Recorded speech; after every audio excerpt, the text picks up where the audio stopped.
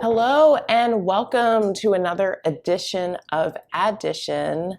I'm your host, Addy Adewusi, product manager, mathematician, artist, creator, futurist, and tech optimist. And I'm here to bring you the news, to give you an update on the markets, and also give you a little career advice, all in less than 15 minutes. So thank you for watching or listening. Don't forget to subscribe to the Addition show on YouTube. It's Addition with Addy Adewusi.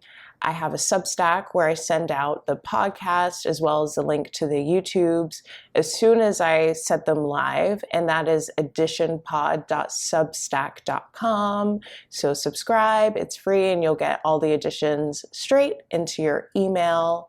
I'm also very active on TikTok and Twitter at AdditionPod, as well as Instagram at Addition with Addy. So yes, I'm here, I'm global, I'm on all platforms bringing you the information that you need. So let's get started with the markets as usual. So in the past 7 days, Bitcoin is down 3.3%. It's hovering at 46,000 right now at the time of recording. Ethereum is up 0.44% in the last 7 days, hovering around 3,400. So crypto markets, I would say relatively stable for crypto.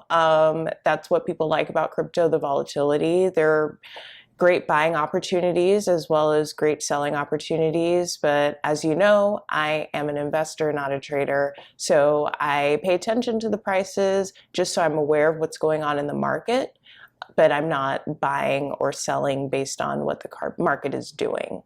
Actually, I'll correct myself. I am buying based on what the market is doing. If I see the price drop significantly and there's no real reason for it, I see that as a buying opportunity. But I'm always buying and holding. I'm not buying and flipping. Okay, so S&P 500 in the past 5 days, it's up 0.49%. The NASDAQ in the past 5 days is down 1.56%. So, pretty flat to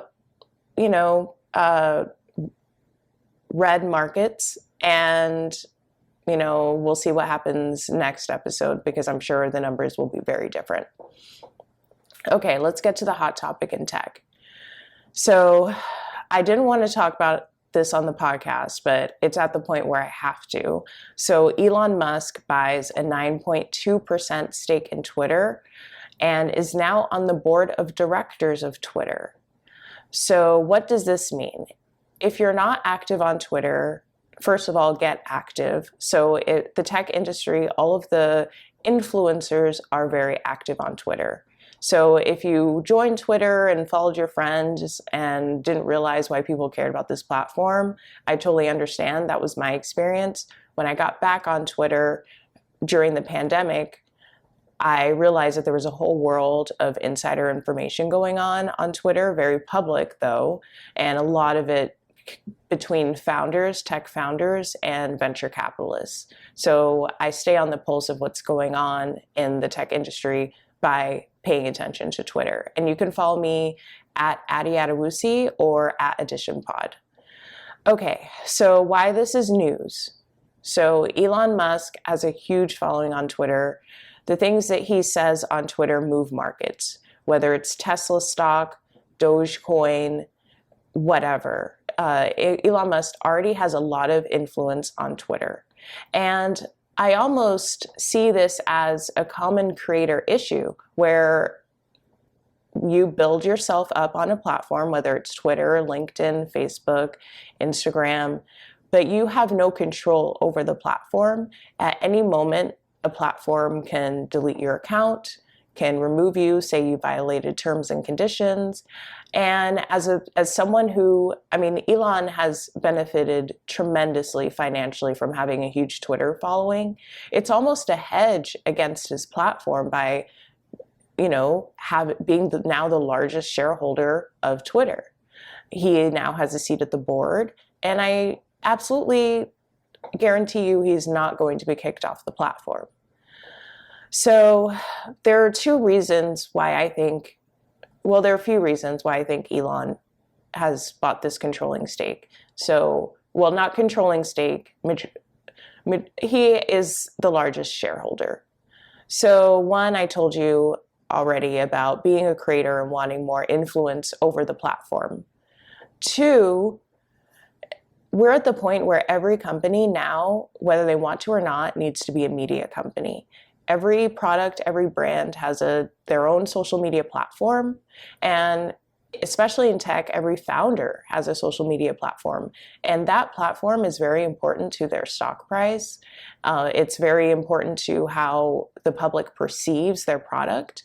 So for Elon having a seat at the board for a large social media platform, it's almost an extension of the Tesla brand to be able to have not only a vocal mouthpiece through Elon on Twitter, but also to have a say in how Twitter works. So this is a huge power move for Elon. Also, I want to talk a little bit about the mememification of the economy. So if you made stupid money in the past couple years, it's likely because you were riding on the back of a meme. We may remember when GameStop and AMC surged in prices back in January of 2021. That was the first time we saw how powerful memes were. And if you don't know what a meme is, it's basically an inside joke that originates on random corners of the internet. Maybe it's Reddit, maybe it's Twitter. There may be pictures that represent the meme, typically containing a funny joke. And Twitter, or Elon, is known as a meme lord. He's excellent at Twitter. He's excellent at memes. He creates memes. He distributes memes. He endorses memes. And being the largest shareholder of Twitter is a meme. And I think every tech person who works in tech, whether you're a founder or an employee, needs to understand memes, because memes are viral, and we all know about like viral marketing and viral growth, and the different strategies that companies use to gain notoriety and influence. Right now, that's through memes. So if your company doesn't have a meme strategy, I would work on it. Most companies do. Most companies have picked up the language and the comedic roots of Twitter and are using it in their accounts. Wendy's is an excellent example of that. Wendy's has become a meme. And so now Elon is a meme lord that is the largest shareholder of one of the biggest meme distributors. So, and already Twitter stock has jumped on announcement of Elon being the largest shareholder. And between Elon's Twitter account and the distribution that Twitter has, his investment in Twitter may be more profitable than his investment in Tesla 10 years from now. So anything is possible with memes. So that's my take on Elon buying Twitter. Hopefully I don't have to talk about, or not buying Twitter, buying a 9.2% stake in Twitter. Hopefully I don't have to talk about this again, because honestly, it's not my interest.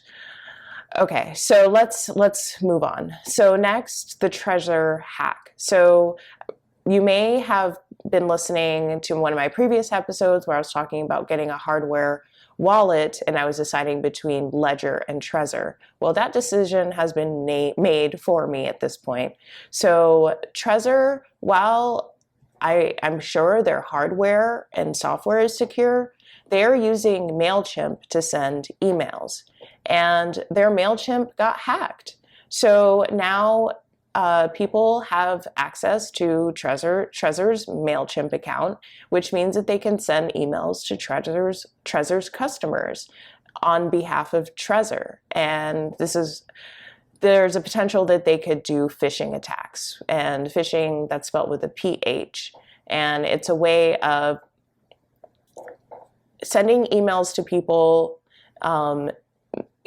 seemingly coming from a company or someone that they trust, and getting them to share information with them that will give them access to either their account or, in this case, their crypto wallet. Obviously, this is terrifying. If I had a Trezor wallet and Trezor sent me an email saying, emergency, you're going to lose all your funds if you don't reset your password, I'm going to freak out and probably do that. So if you use Trezor as a hardware wallet, be wary of all emails that you get from Trezor. And two, if you are debating between a Trezor and a Ledger, I think we all realize that we need to get a Ledger instead of a Trezor.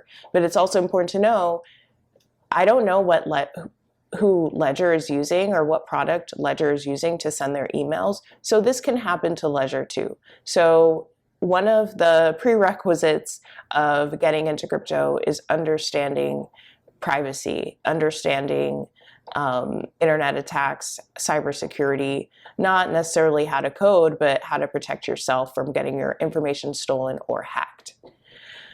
Okay, quick career topic because I'm running low on time. First, Google first.